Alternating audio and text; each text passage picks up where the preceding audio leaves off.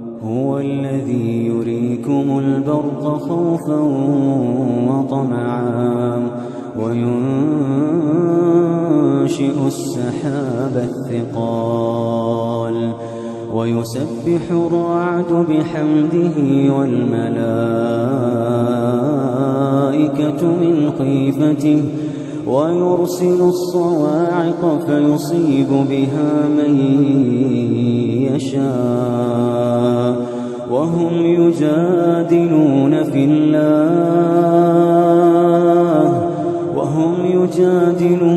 الله وهو شديد المحال له دعوة الحق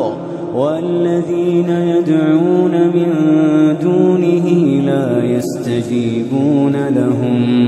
لا يستجيبون لهم بشيء إلا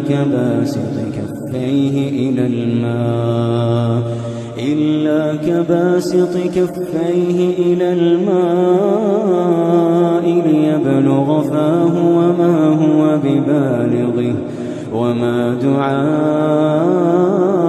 الكافرين إلا في ضلال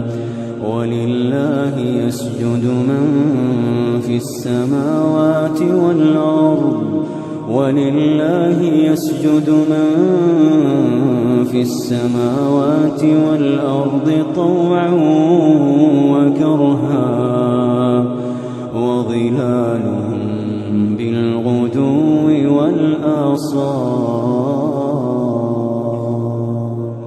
قل من رب السماوات والأرض قل الله قل أفاتخذتم من دونه أولياء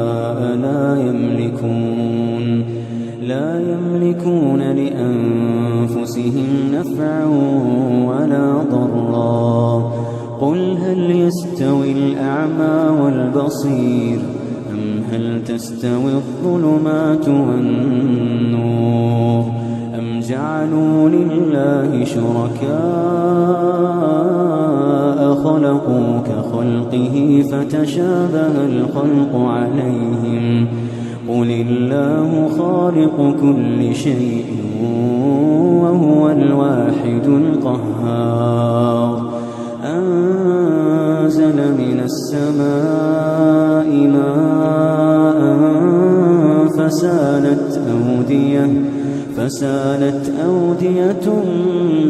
بقدرها فاحتمل السيل زبدا رابيا ومما يوقدون عليه في النار ابتغاء حلية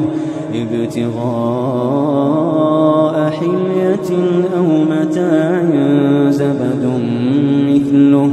كذلك يضرب الله الحق والباطل فأما الزبد فيذهب جفاء وأما ما ينفع الناس فيمكث في الأرض كذلك يضرب الله الأمثال